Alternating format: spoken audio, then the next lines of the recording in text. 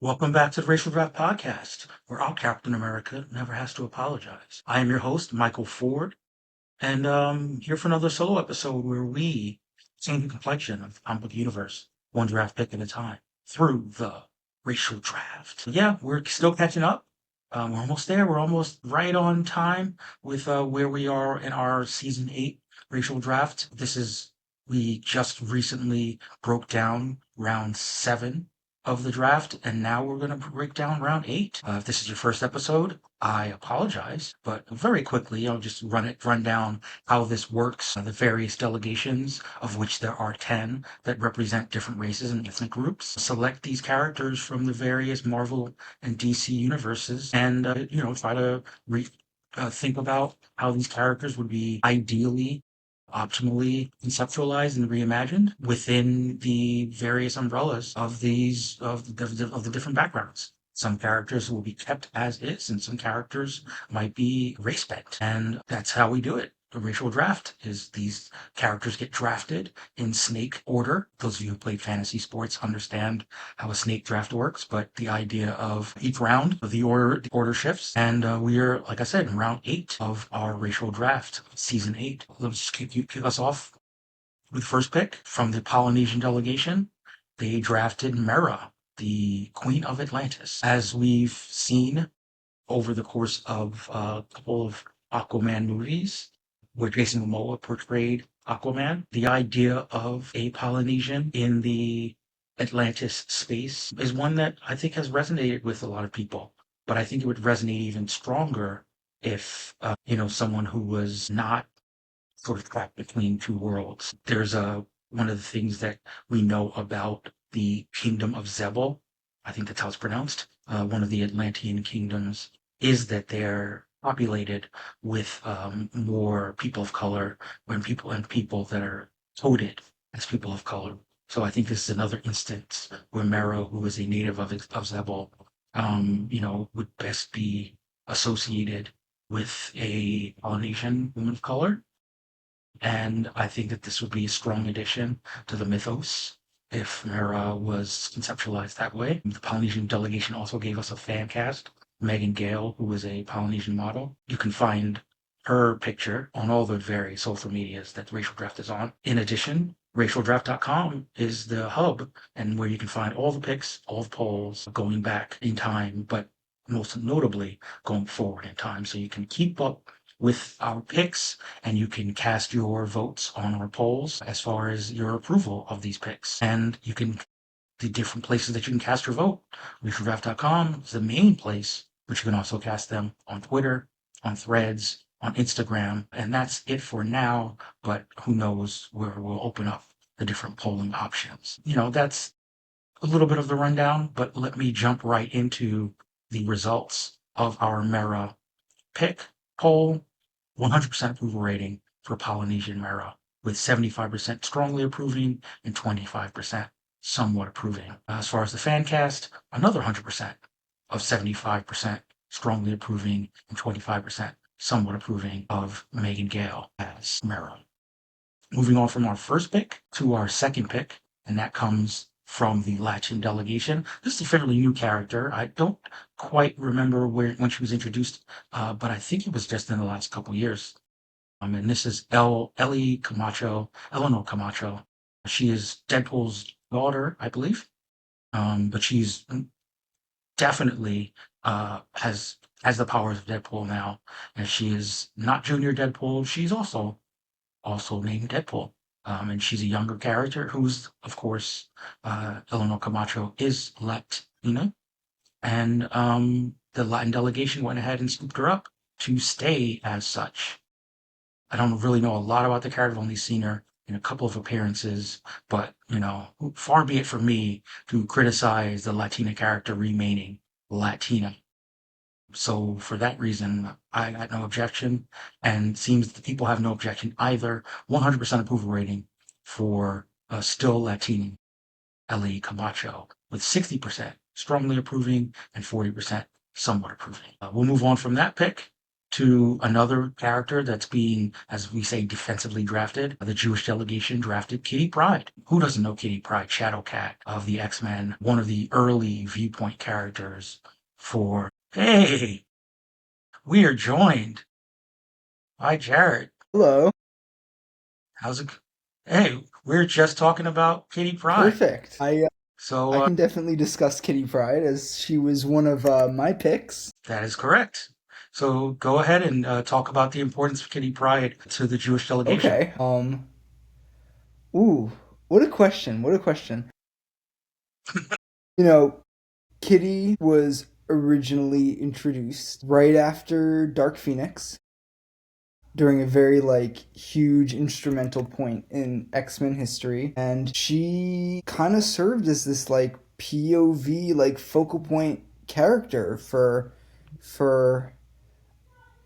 for a very, very, very long time. She was 13, I think, when she joined the X, very, very young.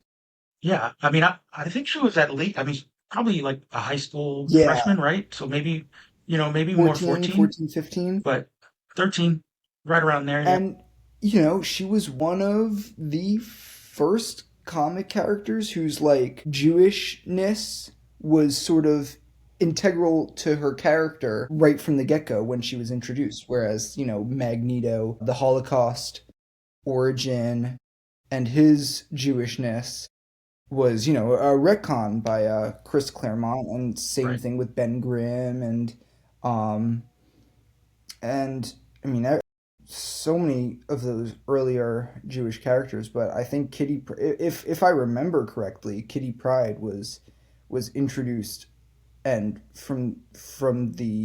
um, from the get go was Jewish. Yeah. And I mean, I know we've talked about this Mhm. before, but, I think that the interplay between Kitty Pryde and Magneto, once sort of the retcon was Yeah, fully brought into play, having him use his identity to inform his worldview and, essentially kind of battle for the soul of Kitty, the struggle between Charles and Magneto in terms of what it means to be a young mutant and knowing that history of what happened to yeah, Magneto's people and of course happened to Kitty's yeah. people, helps to add that layer to her story of, you know, as being so young and so innocent and trying to maintain that Of innocence course. over the course of her arc. Yeah, it's like a real old school versus new school. I love that relationship, Magneto Kitty relationship. And then when she leads the X-Men later on, it was that Ultimate? I think there's a point. Is that the Ultimate Universe where she Yeah, did? it's her and Okay. someone else, and I forget who the other leader is. I think that might have been an original character, but I don't love early Ultimate X-Men stuff. But later down the line, they do I don't know how well versed you are, or our viewers are, or our listeners are with Ultimate X-Men stuff. It's, obviously Yeah, I didn't really love Ultimate X-Men, but go ahead. later on they get a groove going, and they Okay. have Charles. This is after Ultimatum, I think. Charles Xavier is dead, and Magneto is also dead, though it's been a while. And Kitty is basically, and Cyclops is also dead, I think, because Cyclops would obviously Okay. lead the, Kitty is sort of thrusted into this position of leadership, and it's her and someone else, and I don't remember it, who this other mutant is, but it's these two characters really serve as a pseudo Charles and Eric, and it's super interesting, and really a moment in Kitty's history that definitely not a lot of people know about, but one of my favorite moments for the character. Kind of Yeah. interesting. And and I would be remiss if I didn't mention that, one of your early picks was in this draft was Logan. Yes. And obviously, there's a very strong mentor-mentee Yeah. relationship between Wolf in the Cup. Logan and Kitty, and that I think that relationship would only be enriched by Logan. Of course, we didn't have an opportunity to talk about, your reimagining of Logan as Jewish, but I think that, he brings his own perspective, being long lived and having seen, how Jewish people have been mistreated over the Truly. years, and also wanting to maintain Kitty's sense of innocence while still training her up. Lethal Right, killer. right. Um, like I think Logan. It's interesting because whereas Magneto, his long life has sort of radicalized him.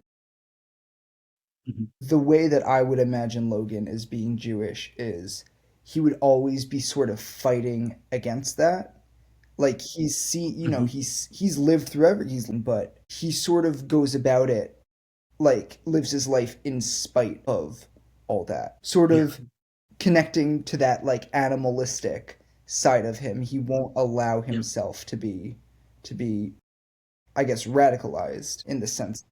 Well, I also think that with Logan, there's a lot of Right. self-loathing in his character. He knows that his hands aren't clean, and even though he may have moments where he stands on a righteous path because of the stuff that he's done that he feels is unforgivable. Not that he thinks that he deserves his mistreatment, but he doesn't completely, what's the word I'm looking for? He doesn't let himself off the Right. hook in a way that No, Magneto exactly. does.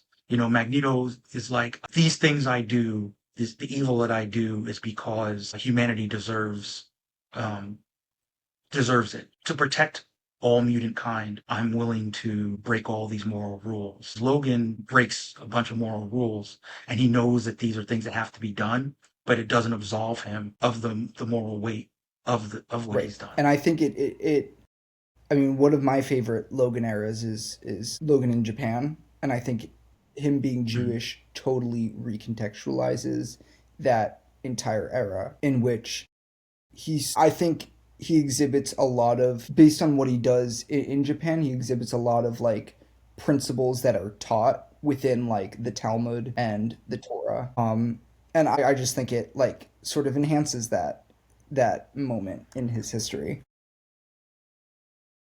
Yeah, I can see that for sure. So yeah, Jared, for the new listeners, tell the people a little bit about you, about yourself. It's your first appearance of the Yeah, no, season, it's so been it's you been a know. hot second. I'm Jared. I have been serving as the head of the Jewish delegation. I guess yeah. For it's been 2 years, 3 years. It's been a couple seasons. Few seasons, yeah, Five, you six, know, 7, 8, 4 seasons. I yeah. won my first season. Yeah, coming in and winning was definitely like a very interesting being like the newbie and probably the youngest among all of us. I'm 21. I'm currently in a junior in college. I'm at American in DC. And yeah, we're looking to take the Jewish delegation to another victory this year. We're I Nice. think I'm still in the lead. If at some point you get to the scoring, I will love to be around for it and just take in my number one, first place slot. I feel that. I feel that. So anyway, I'm gonna backtrack a little bit just because it's always good to bounce, you know, these picks off of other people and get their perspectives. So the first pick of the round was the Polynesian delegation, and for for the Polynesian delegation, I mean, I think that's a strong pick. I don't know if you're a big fan of the Aquaman lore, the DC um I mean, universe. like, I'm gonna be so honest. I don't know a ton about Mara outside Okay. of like a little bit, and then obviously I've seen the Aquaman movies, which I don't think like I think she's fine in the first one, and then I'm gonna be so real. I haven't seen the second one. Yeah, I mean, we can get into the Amber Heard of it Right. all. That's a situation where her role, it very much felt like her role was scaled Yes. back. in the second From what movie. I've But one of the things that I had mentioned is that, she's native to one of the Atlantean kingdoms of right. Zebel, and that tends to be, in the comics at least, much more coded to people of color. Interesting. I remember that like a So little bit. yeah, so I think that this is a situation where having Zebel, unlike some of the other Atlantean kingdoms, be filled with particularly Polynesian people in their leadership would only kind of enhance that aspect of the. It works for similar reasons why Jason Momoa Aquaman worked. And maybe more so since it is an isolated kingdom. It's a magic-based kingdom, right? Right, I mean, there is so much you can do with that. It's great for pick, sure. great pick. And then there was Eleanor Camacho from the Latin delegation, who of course is Latina in the comics. 100. So that's a no-brainer, right? We should talk a little bit about your fan cast for Kitty. We didn't get Yes, there. Odessa Azion. Originally, I've had Kitty a couple times. I went with Maud Apatow, who I like. I think I just think that's a great, like, I think it 100% works. I believe she's almost 30 now. um, Right, so she's aged out a little bit. yeah, maybe like Kitty, like, or Kate. Like, she's Kate, she's Catherine. No, I think she's back to Kitty. I Is think she's back she? to Kitty now. I'm a little out of date.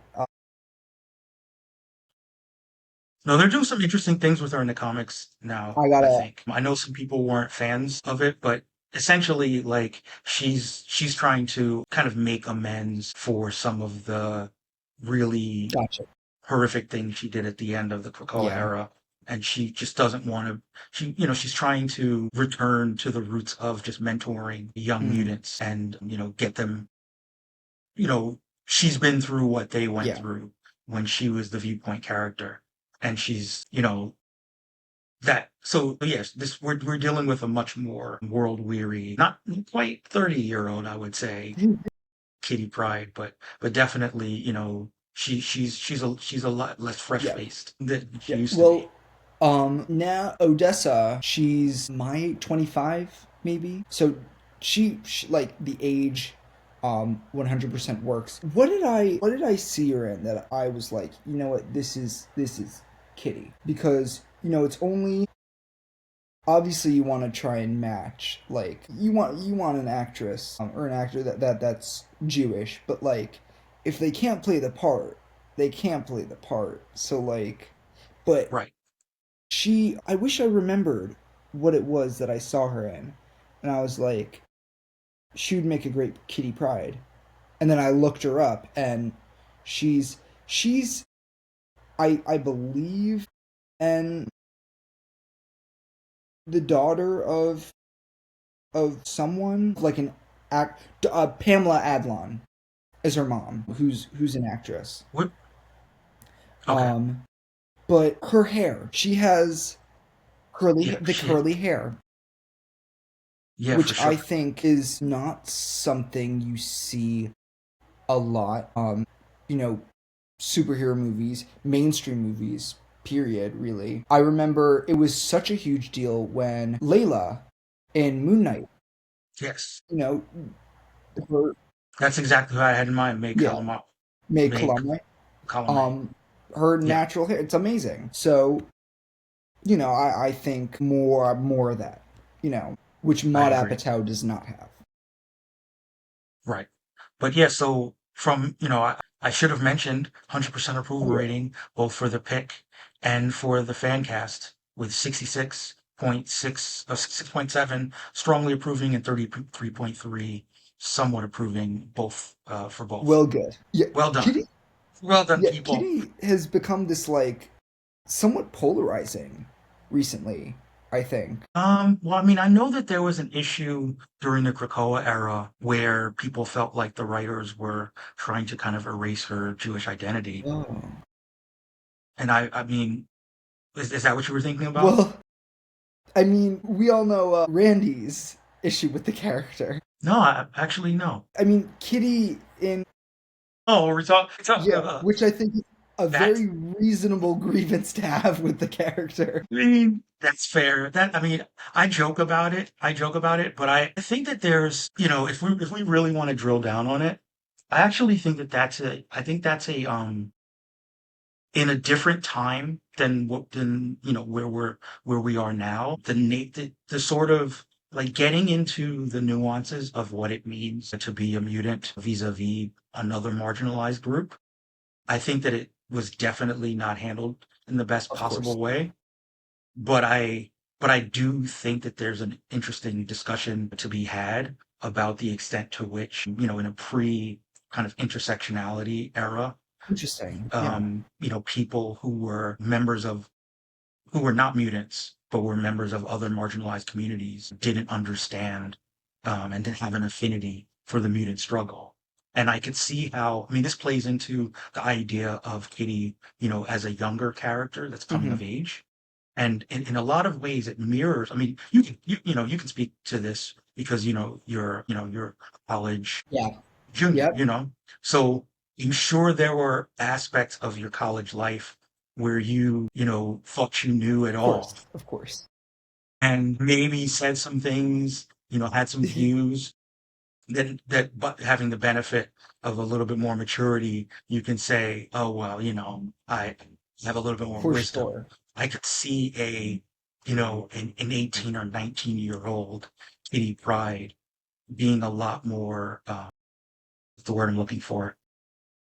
You know, you use the word polarizing, but speaking a little bit more, um, Sure. incendiary because of her youth, because of how impetuous she is. And, I wouldn't expect adult Kitty Pryde to say the things that college freshmen, I, That's a really, I haven't thought of it that way. And I think I would love to see more of that idea come into play. Just handled a little yeah. I mean, it's like, and like I said, I mean, unfortunately, it's harder right. now to go into those waters because it's in the social media era, it's easy for like an out of context panel to make its way around and create a firestorm. We could talk a little bit, uh later in the show about how out of context quotes really really go Yeah. viral in social media. And this would be an instance where, you just wouldn't be able to get away with throwing around Right. slurs. Uh, Like, but if we're being honest, I'm sure we've been around some slurs, that were sloppily thrown around, not necessarily out of a sense of animus and hatred, but because of, just because of ignorance, because of people trying to make a strong point and not understanding how to be yeah, and how sensitive to about, like voice that.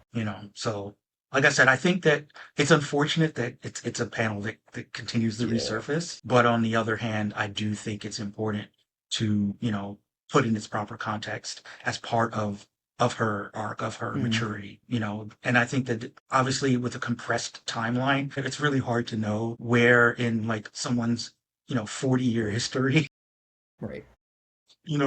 what counts and what doesn't count.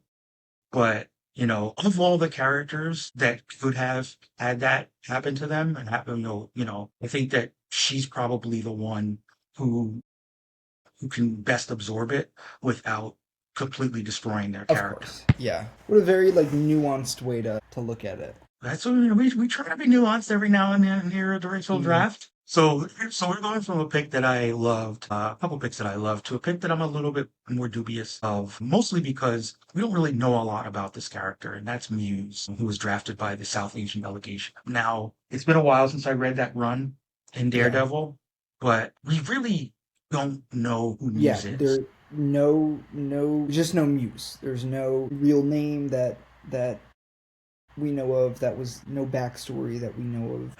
And, this is a character that doesn't have a Right. face, Exactly.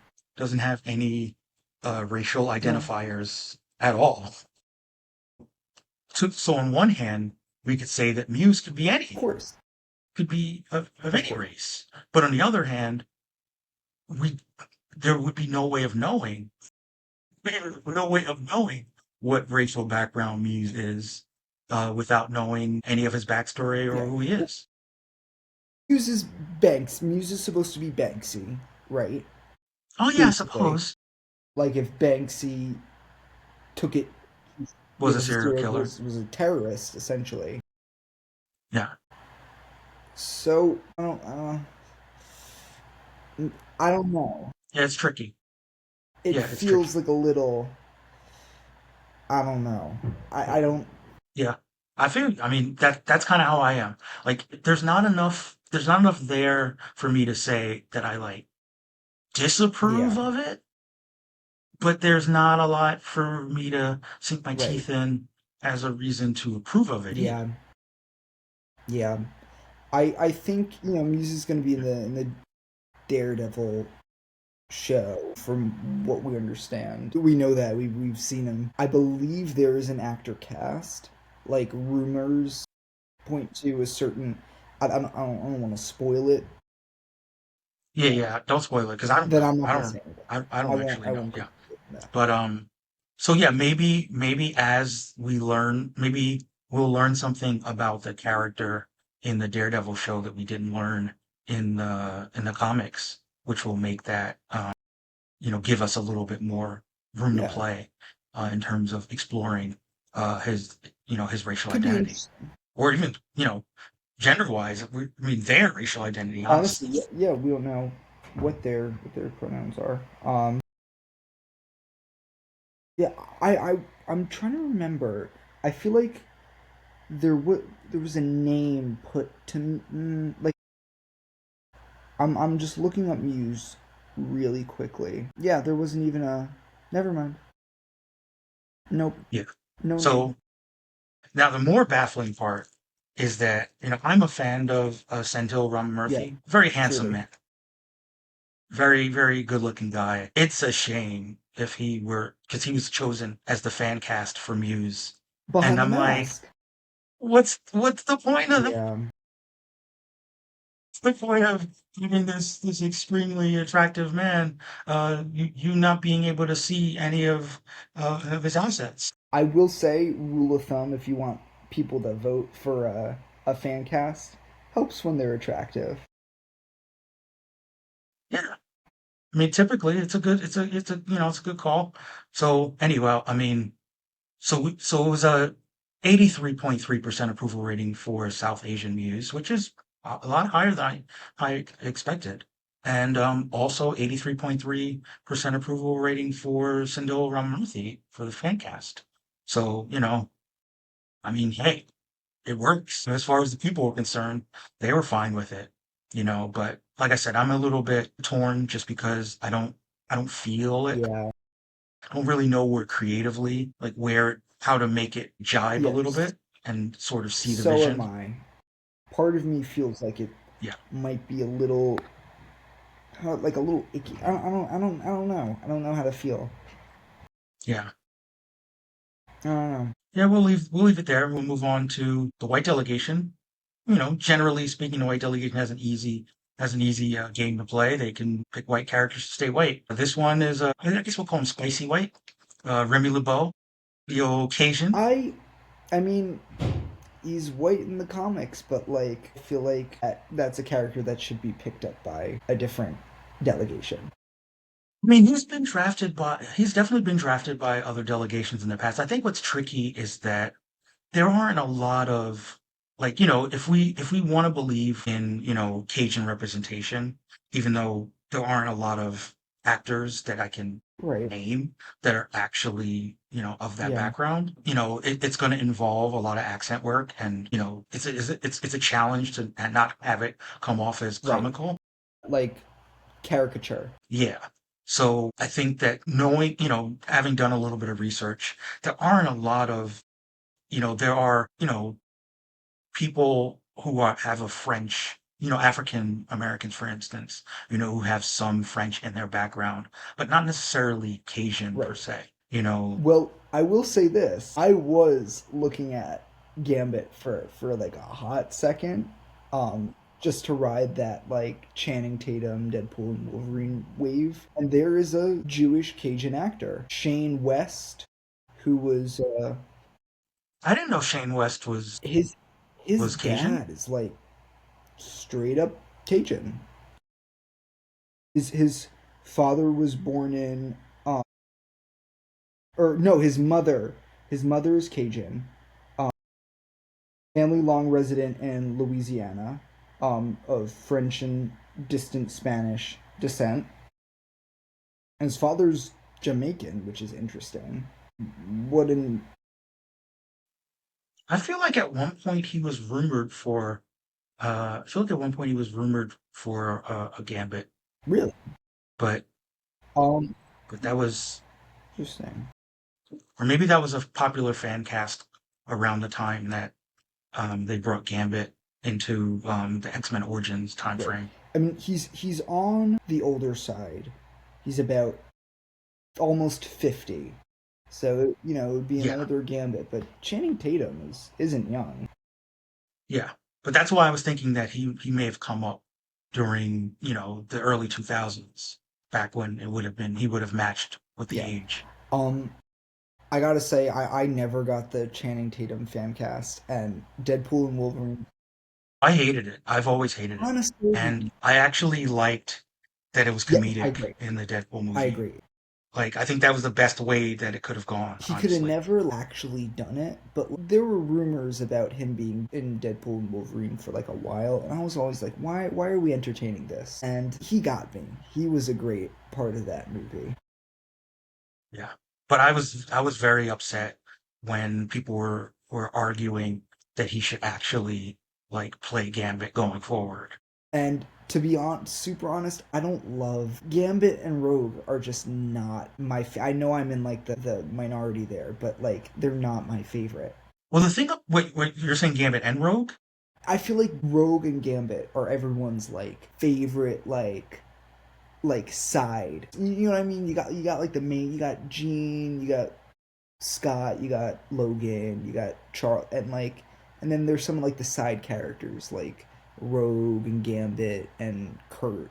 Well, as someone who was there for like the high point of, in the 90s of the like Rogue Gambit, like high drama soap opera of it all. I mean, if you think about it, you're dealing with sort of like classic YA tropes of the like dangerous, seductive man, who's got an accent and he's like smooth with all the ladies and he's a super charmer, but the one woman that he can't get is the one woman that he really wants. And know, Rogue being this sort of like tough, Southern Belle. hard-edged, southern, like, that's a type, right? Like a lot of guys have that type, of like so there was a lot in that, in those early days in the 90s of, of this star-crossed lovers situation that, spent decades not coming to pass. And, I think that it's funny though, because I think that when Gambit was first introduced in the comics, he was not popular with the boys because if there was an element of like maybe trying too hard to like manufacture and engineer a popular character, like he was so nice and he was so coded as this is the new cool character that you're supposed to like. But what I've learned is that even though the boys rejected Gambit, like he hit really hard for the girl, and they sustained his fandom through the hate. And eventually, we kind of came around on Gambit, and now I would say he's much more popular Sure. than, like across gender Yeah. lines than he was when he was first introduced. I think there was much more of a we hate Gambit, but they love Gambit aspect. But we both sides, I'd say, were invested in the Gambit Rogue, and then eventually when Magneto was introduced, love triangle of it, because it was kind of like, oh, like relate to, like there's this one girl that you really really want, and then all of a sudden like this new guy shows up Yeah. and sweeps her off her Yeah. feet, and I thought it was really well done in the X-Men One 97 hundred percent agree. cart, That that they found that a season made me get the whole deal with them. which is, you know, one of the great things about that show is that, you know, as someone who was there at the time, their ability to compress these storylines, these long stretching storylines into one or two episodes and have them still hit with the impact that they needed to hit with was really Yeah. underrated Ease for aspect of the Extinction. I show, was mean, what made it yeah. special. Yeah, I totally agree with you. I will say this though, they'd never be on my like if I were to compile a team together for like a Marvel X-Men movie or TV show, they probably wouldn't make the cut for like the first whatever, you know. So we'll move off of that to the sixth pick of the round to the East Southeast Asian delegation who drafted Harry Osborn. They also drafted in an earlier round Norman Osborn. So, you know, they're keeping it in Yeah, keep it in the family.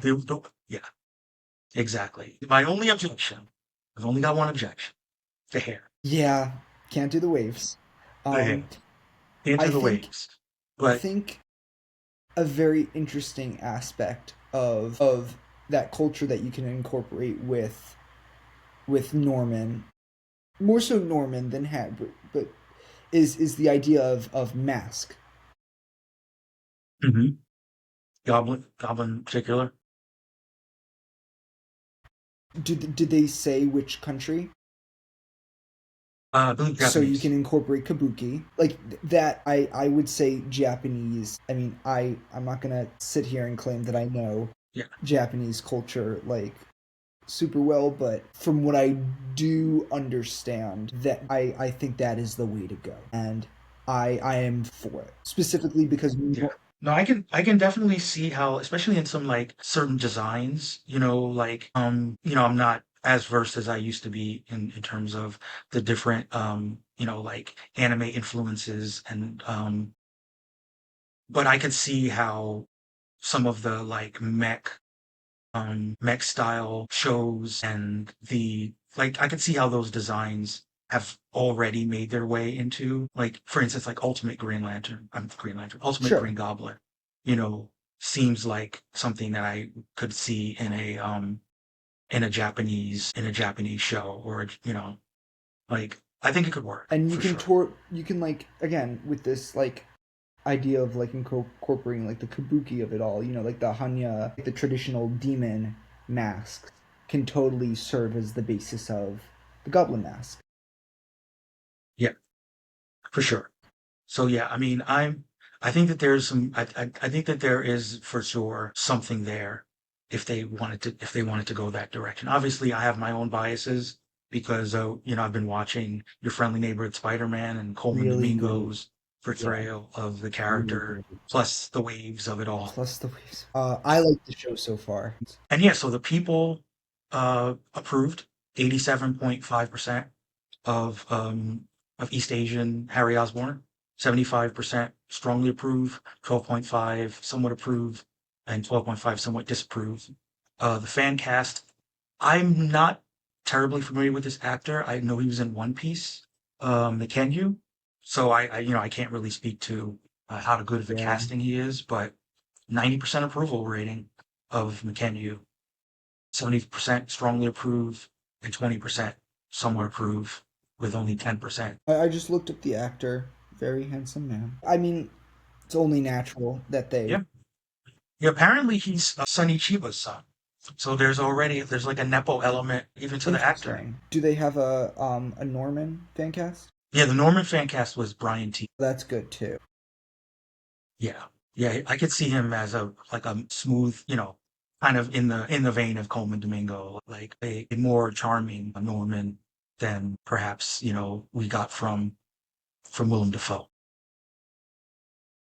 Yeah, I mean, with since they have Norman, and I totally approve of the Norman. I think Harry only like follows suit, so it's only natural. Right. Yeah, Yeah, and of course, built into the Harry story is, you know, having to deal with the fact that his father doesn't respect him in the same way. You know, there's a lot of there's a lot of culture there as well, right? Of fail sons, particularly in Asian hmm cultures, of you know having to live up to the family name in a yeah, harsh, you right. know. the harshness of And that. I'm sure you can incorporate like East versus West in terms of like how. Mhm. Yeah, I mean, like one thing that could play in, obviously, both can be Asian American, but maybe the idea is that Norman feels like Harry is a little too Americanized, like, and all this sort of Yeah, angst that comes from, that I've heard, comes from a lot of like third interesting. generation Asian Americans whose parents feel like they've lost their edge, so to Yeah, speak. yeah. I think it's a really good casting. It's a really good pick. Yeah, Yeah, I'm all in on that. I agree. Moving on, we don't have to say too much about this one because it's the multiracial delegation. Almost everything works with a multiracial delegation. They already have Superman. They already have Superboy, Lois Lane, and they've got Connor Kent Is that who they picked? as well. Yeah, in this round, I was you know. surprised that Connor was around for so long. I was looking at Connor for a bit, hoping to ride on the coattails of the David Cornsweet casting and what we know about that movie and what Lex Luthor is up to in that movie.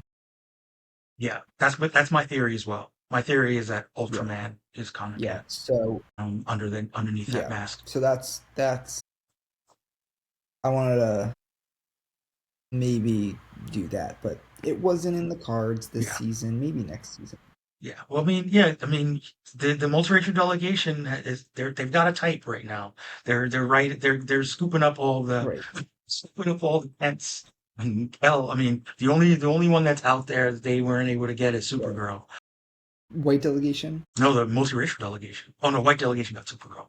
Yeah, yeah. And even though like so the East Southeast Asian delegation got got Lex. So, but that's still multiracial. Yeah, yeah, Because he's getting the Superman genes and he's getting the yeah. Lex genes. Makes So sense. Makes sense.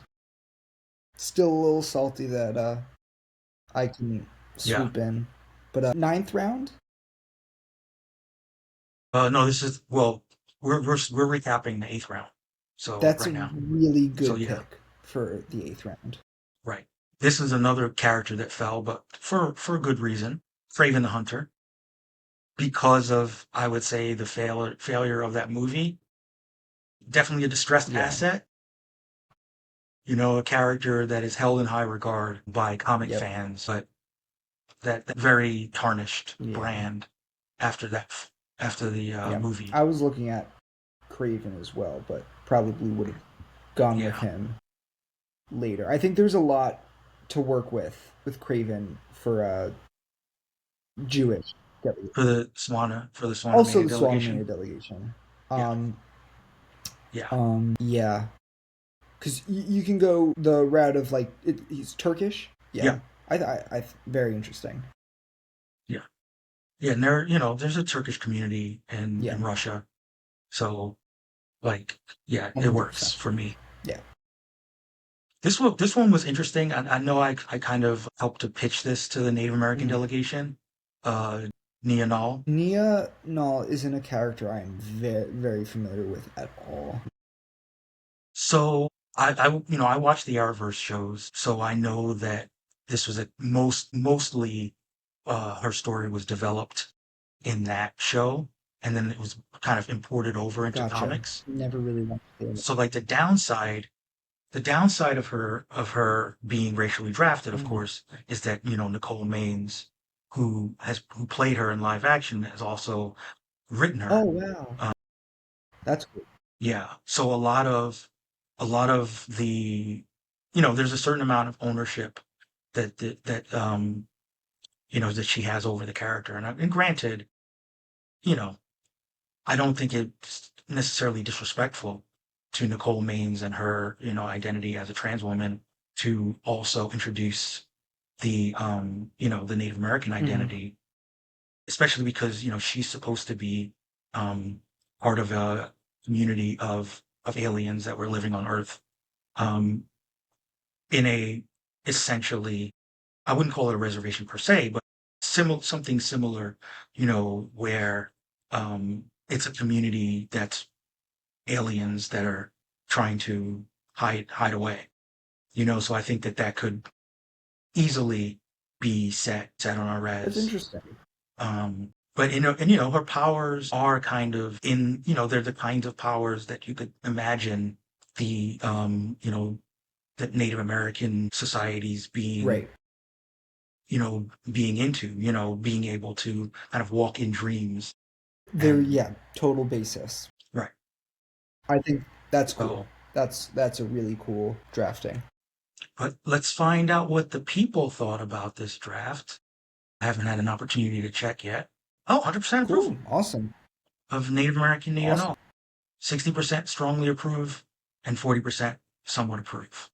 So went over, no fan cast for her. Is Yeah. she white in the Arrowverse shows in the comics? Yeah. Yeah. Yeah, the actress is white. But it's funny though, like the way that she's illustrated, the way she's illustrated in the comics, she's got a little tint to her. To the point where I wasn't sure, if Nicole Maines herself might be something other than white, but I wasn't able to find anything about that. So in that, like, I don't know, like, I think it only strengthens the character. Yeah. Yeah, it's a great pick. And that brings us to the final pick of the round from the Black delegation, Lunella Lafayette, Moon No, Girl. no notes. Obviously, Obvious. we all love the Moon Girl Mm-hmm. series. And, so much of her story is tied into being a young Black girl and that in the struggles of, being a genius, but still, Right. if you've seen the show and you've, read the books, you know that it's kind of inherent in the character that she's a young Black girl and she struggles with what it's like to be pre-adolescent Black girl. I'll say only this. I know Coriander was available in that round, and I'm pretty sure the Polynesian delegation snatched her up.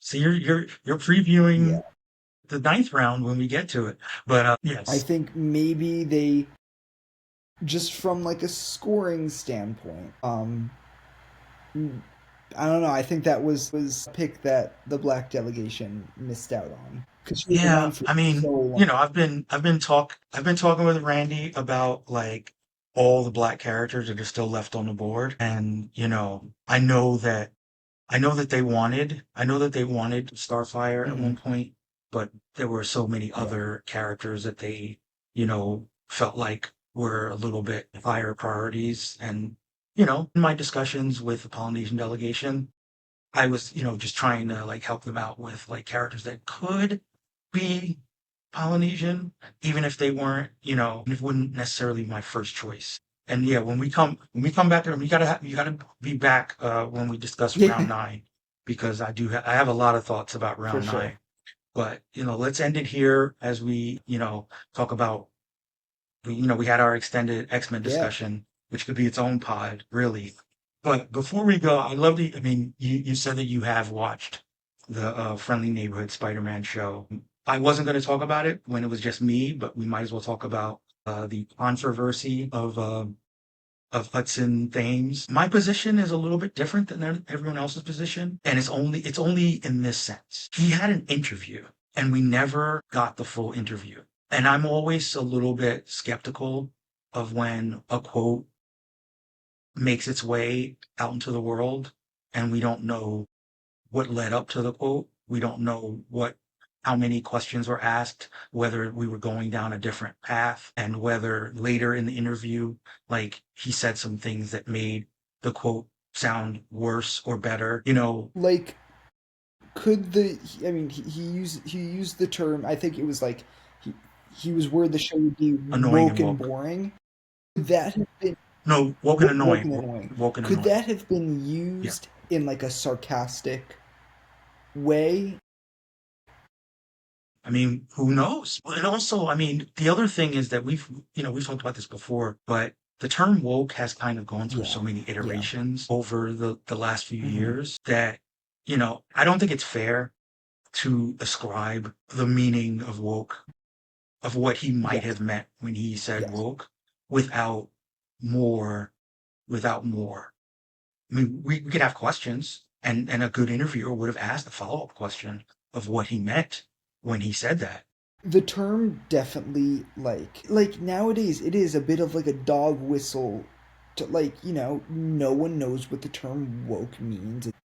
But that's the thing. It's a dog whistle when people want to use it as a dog whistle, but it's also not a dog whistle. Like, because I saw a whole bunch of people who were saying like, they had actually, after, the quote came out, people had their opinions of it. Then they watched the show. And when they were like, but what is he Yeah. talking about? Of course the Yeah. show is woke. Woke isn't a bad thing. Like isn't inherently a bad thing. Like the term woke was co-opted by people who don't know Yeah. what woke means and shouldn't be using the word woke.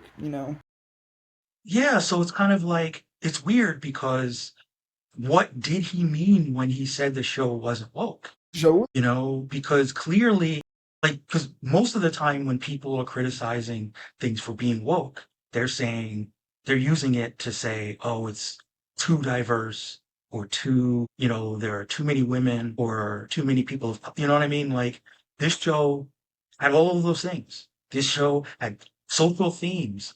This show, like, so if that's not what he meant when he said that the show wasn't woke, what did he mean? You could say that the new Captain America movie is woke because it has, 'cause Sam Wilson is Captain. Like it's I don't it doesn't make Yeah, the word is meaningless now. I mean, there is a meaning, but not to the right. people that you see using the word woke.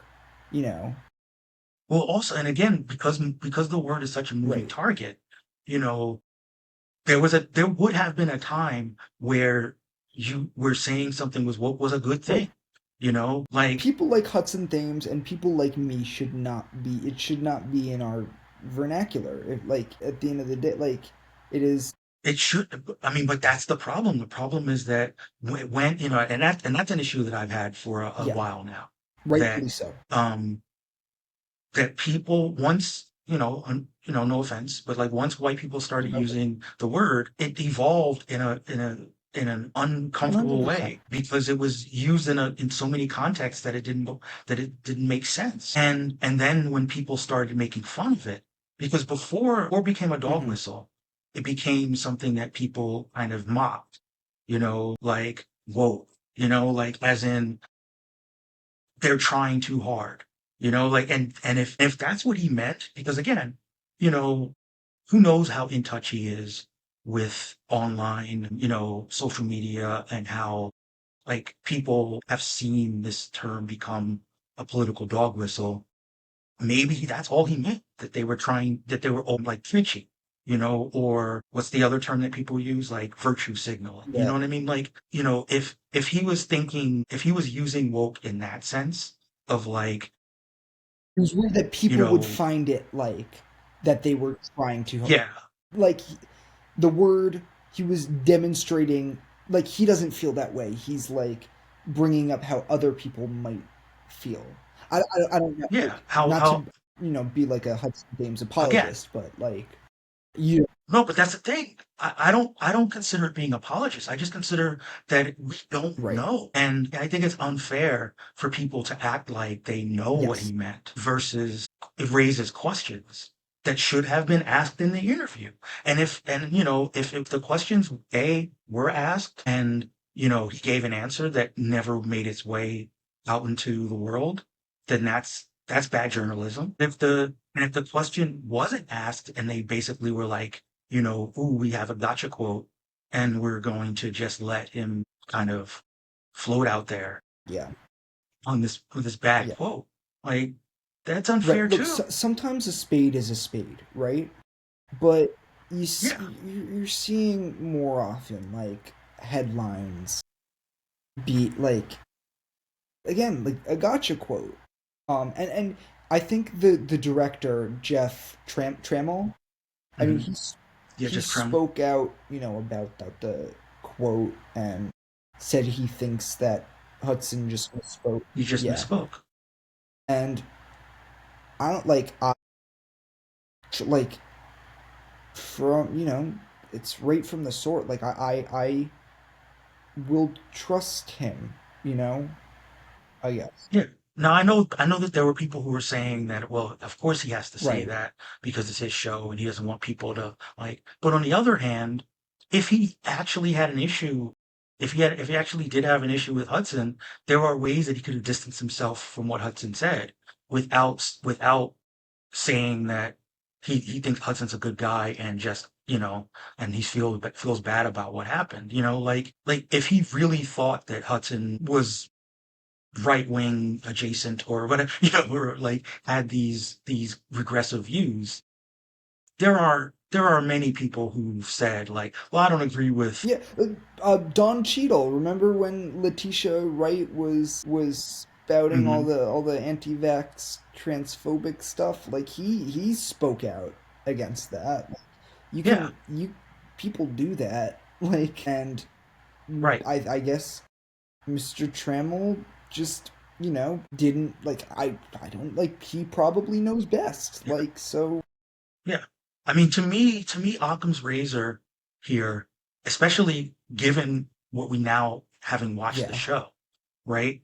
Like having watched the show, the context of the quote has to be that he was using it whatever he was saying something positive about the show. He was not saying that something was wrong with the yeah. show. Like, Right. So his use of the term woke to explain to his use of the term woke to describe a show that's very clearly yeah. woke But he says, in the way that I would use woke, in the way that traditionally we would use woke, as being socially aware and open and, portraying the world as it actually is. yeah. If that's not what he meant, He does say woke and annoying, so yeah, that leads me to believe that it's like he's saying this as like this is what you know yeah, white people who use the word woke who take offense to. yeah. But it could also mean, and again, like it's a nuanced thing, like going back to the whole aspect of like trying too hard, you know, like if he had said like trying too hard to be Yeah, woke, or like, but to me, the woke and annoying like suggests that it's like that there's an element of that because then immediately he talks about how authentic it yeah. is and he talks about Well, how well written it is. You know what I mean? Like, so like he just put it, but like if I may, it's like saying I hope the show isn't woke for the purposes of being woke. Like yeah, I don't. which I'm sure people would have an issue Yeah, with if he phrased it that it's way just as bad well. phrasing. You know? You know. Yeah. But but if the gist of it is that, you know, I mean, everyone's got a different terminology, right? Whether you want to call it box Mm, checking, or you want to call it yeah. tokenism, or you want to call it, preachy or trying too hard. But the principle, again, the term poorly poorly Of course. chosen 100%. words. But if the sentiment that he was trying to get at is that this isn't a show that's just having diverse characters and trying too hard to be socially conscious. This is an actually well written, well drawn, thoughtful It show is. that just happens to have diversity. You know what I mean? Like, It's an issue of intention versus impact. And unfortunately, impact outweighs. but the impact was Yeah. magnified by the fact that the impact. So it's not even that's not fair because if they had put out the full interview first and then they put out the Yeah. quote, at least we could say, well, poor choice of words, but overall, It's the same thing as, I mean, not the same thing, but very similar to the Daredevil quotes that came out earlier this week, in which the showrunner of the new Daredevil show was like, you know, the show at its best is I don't know, something, and then at its worst Yeah. is a bunch of people talking about being superheroes or whatever, something like that. And people were Yeah. like, people thought it was about the episodes that were filmed and then Netflix. scrapped, but he was really talking about the original Daredevil show. Hmm. But only that part of the quote was released before the full interview. Yeah. And I just don't think it's No. fair especially if we're going to like, and I think rightfully, if we're going to talk about impact, then we have to talk about the extent to which impact gets magnified by the way that Or it's reported. manipulate. Yeah. Yeah. Same. I mean, in a lot of ways, it's the same difference, right? Because I think they knew that putting out that headline was going to Yeah. lead to people react, especially I used to be an editor. Like I have a certain amount of Credence. like, well, no, well, I mean, I'm just saying in terms of like how I personally respond to the construction of an I see. article.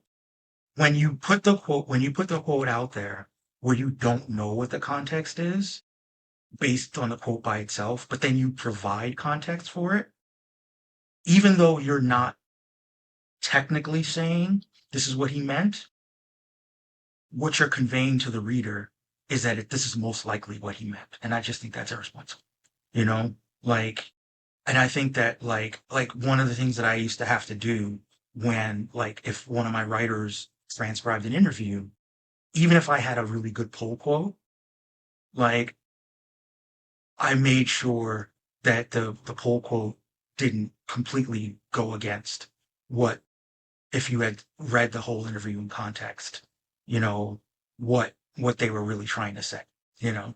And I just feel like maybe, again, we don't know. Maybe that's actually what he did mean. But I just think it's not fair to have the whole world and, on Twitter or all the other outlets that picked it up, just without even asking, without going back and, and getting. Because now what you're doing is you know you're going to get clicks, but like it's at the deficit of the people that worked on the show. Because you know people are going to be like, "Oh, boycott your friendly neighborhood Spider-Man," and they're people who put years of their lives into this show. And again, the irony being that the people who actually weren't going to watch the show because it was Yeah. woke, they're still not watching the show. Still, there. It's not like those people are like, oh, okay, well, now let's watch the show where Norman Osborn is black and where um, Kirk Connors has been gender bent. You know what I mean? Like, so the people who would really appreciate the show are now turning against the show based on something that may or may not have been said by a person that is a fan of the show. So it's kind of Yeah. counterproductive. And guess what? Even if that is what he meant, it's so easy to recast him. Well, yeah, that too. Like, uh, Um, I but I'm not gonna, I think that he's in a tough spot, because I saw people saying we should have released a statement clarifying what he meant. And I mean, perhaps, but at this point, he already misspoke once. You got to make sure, I can see, and this came the same day or close proximity to when the Anthony Mackie statements about so America stupid the and way people responded to that. yeah, Media literacy is just at an all-time low, and like, yeah. So I could totally imagine Marvel PR being like, look, they're just going for our guys. They're just like taking stuff out of this was a context. really bad week for Marvel, like publicity wise, and like for why, like Yeah, it's not their like. I mean, again, I don't know what Hudson's true intentions were, but like like Anthony Mackie,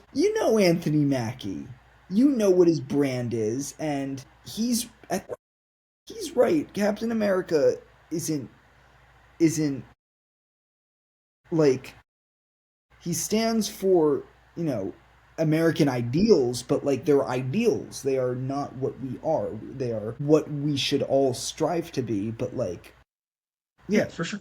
But there's always, I mean, and that's the sad thing is that especially for a character like Captain America, whether it's Sam Wilson or it's Steve Rogers, people who want to politicize the the character are going to find something to sort of sink their teeth in, good or bad. I mean, because you also had the issue of people being like, was Red Hulk supposed to represent Trump? You know, yes, yes. I'm sorry, but yes, like and rightfully so. I don't. I mean, I don't think it's a No, one to of one. course, You know what of I mean? course not. Like, I It'd be the I Orange Man. think that I mean, I think that it is meant to resonate. You know, I think it's meant to like I think that the same way that, part of what was happening during the comic run was that part of what he was representing was the challenges of Obama as Right? president. Yeah, no, exactly. That being, like being the black president or being black Captain America meant that there were going to be people who were saying that you weren't radical enough, but then there were going to be other people who were saying you're just by virtue of being the black Captain America, you're radical, and they're not going to be rooting for you to succeed. So like so it's mixed up in that story that, you know, art is imitating means our life is imitating art because, when it was Chris Evans saying similar things in interviews about what Captain America meant to him, it was fine because he wasn't challenging to the status quo. But because Anthony Mackie as Captain America is challenging to the status quo, there are people who are looking for him to mess up. And it's one of the reasons that I was way back before Falcon and Winter Hmm. Soldier, where I said, I worry because Anthony Mackie often like talks off the cuff and, he'll say something and he kind of puts his foot in his mouth, but he's like, a funny guy. Like he makes jokes. But like when you're Captain America, people want to take your jokes seriously. Like they want to misconstrue what what you have to say because it's a political Yeah, and minefield. Anthony Mackie is unabashedly himself. Yeah. Like all. So while I don't blame him at No, all because I don't think what he said was bad. I also acknowledge that this was always going to happen. There were always going to be people who were going to take whatever he said and twist it into something controversial. I don't think it is his fault at all. Like he put out like another statement afterwards, like, Yeah. cool that he did that. He didn't have to do that. Like I think what he said, like there was nothing wrong with what he said. Zero. But on the other hand, you know, I disagree that he didn't have to put it out because, Yeah, you know, I see what you're it's a $200 million movie that they need to like make, saying. Yes. $600 million. Like, and anything that puts a negative spin on the movie this close to its release date, like you gotta get out in From front the of it. business side of things, yeah, sure, he did need to Yeah, put out something. But like, you know.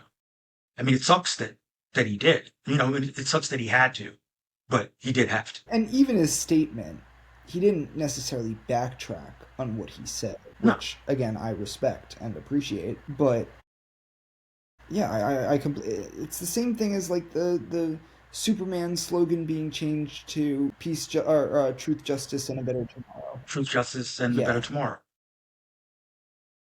because like the American way isn't. It's a loaded Yeah, phrase nowadays. I'm curious to see what Gunn is gonna do with that phrase because I'm sure it will be incorporated somehow, and I don't see him going with the truth, justice, and a better tomorrow. You don't see him going that I route. think he incorporates American something, whether it's American Hmm. ideals or like I don't because I think Hmm. his take on Superman is gonna lean into the this man being like typical middle American farm boy, and like intrinsically there's a I don't know. I'm very curious. Yeah, I mean, I'm definitely curious. I think that Gunn hasn't been afraid of certain No. themes, but I do wonder if he'll be reluctant to be overtly political. Yeah, yeah. We'll see.